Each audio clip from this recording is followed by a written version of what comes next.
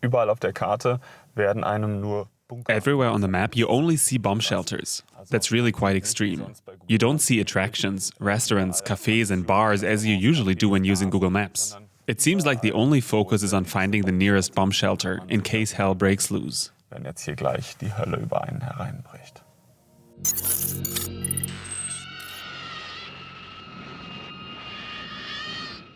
Nachdem ich die letzten Tage in Tel Aviv unterwegs war, After spending the last couple of days in Tel Aviv, I thought I'd drive to Jerusalem today. Tel Aviv and Jerusalem are the two most famous cities in Israel, but they're fundamentally different. unterscheiden sie sich. Tel Aviv is secular and focused on worldly life. Jerusalem, on the other hand, is steeped in tradition, culture, and religion. Das Leben legt, das ist natürlich Tel Aviv, und dann steht da Jerusalem, Jerusalem, diese Stadt, die von Jerusalem, the city dominated by the three world religions, carries a certain gravity and weight, and Jerusalem has many beautiful aspects to it. Schwere mitbringt, die nicht immer negativ sein. I have known Jerusalem for a long time, and it is a city rich in tradition, culture, and spirituality.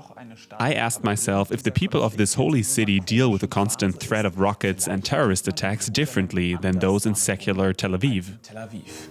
Jerusalem war dann auch wirklich gleich ganz anders. And indeed, Jerusalem was very different. While life in Tel Aviv, which is usually vibrant, has come to a total standstill, my first impression of Jerusalem was completely different. War mein erster Eindruck von Jerusalem komplett anders. The streets of Jerusalem were full of people. That's what I noticed first. And this is likely because Jerusalem is much less frequently targeted by rocket attacks than most other Israeli cities. Which makes sense considering that attacking Jerusalem could also mean harming Al-Aqsa, the third holiest site in Islam, located on the Temple Mount in the city center. Möglicherweise auch Al-Aqsa zu beschädigen.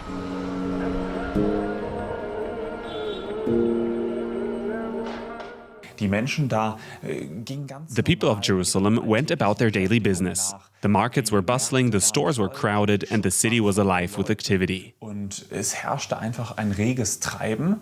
Allerdings However, there was still a palpable tension.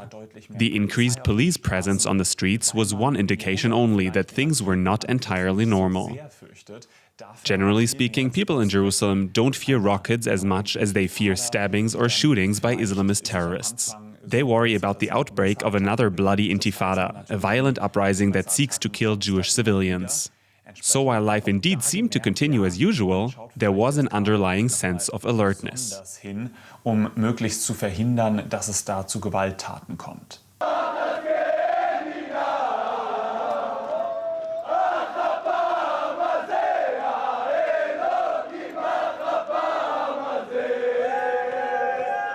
Und dann wurde ich auf einmal von einer Zusammenkunft überrascht.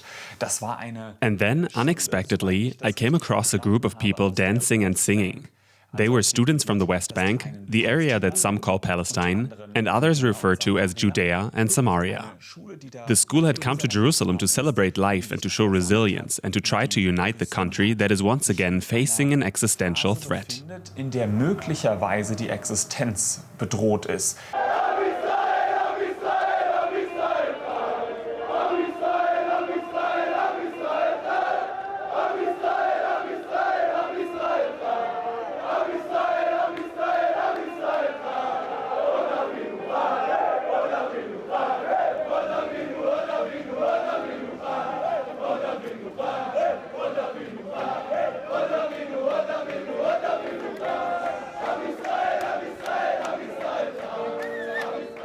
Interessant ist auch, dass man niemals One interesting observation I made is that during these rallies, I never heard anyone shout anti-Palestinian slogans. This seems very different from pro-Palestinian demonstrations, which often appear filled with hate, calling for the annihilation of the enemy. On the contrary, in this gathering, no one seemed concerned with the other side at all. Instead, people focused on standing together. The feeling of having no other place to go to seemed to unite everyone. rechts stehen, ob wir links stehen. Next, I set off for the old city of Jerusalem. And the old city was like a ghost town. War wie eine Geisterstadt.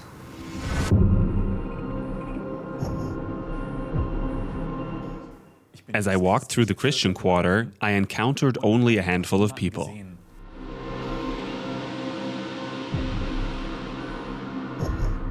The impression repeated when I visited the Jewish quarter.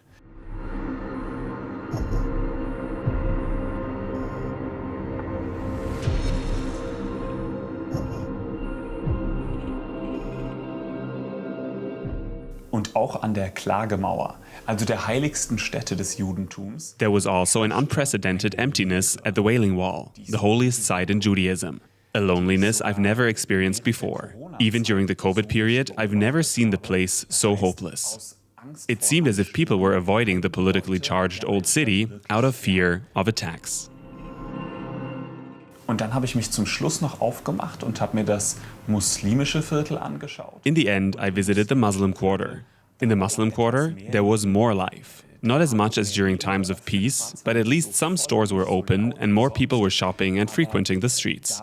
Maybe that's because Muslims don't have to fear Jewish attacks as much as the other way around. Or maybe it's because the majority of the people who live in the old city of Jerusalem are Muslims.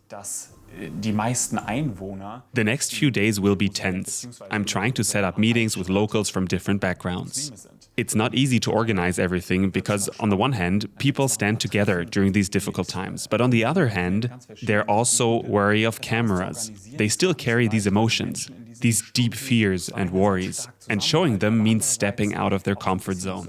And maybe they don't want to talk because admitting they're scared means also acknowledging the truth in times that don't allow for weakness. At least that's my interpretation. Meine Interpretation davon. I know the region very well, but at the moment, the tension is palpable, both in Tel Aviv and in Jerusalem. And it makes these places feel somewhat foreign to me. I'd say we'll be hearing from each other again soon. Bisher an jedem Ort in Israel, den ich bereist habe. Ich würde sagen, wir hören bald wieder voneinander.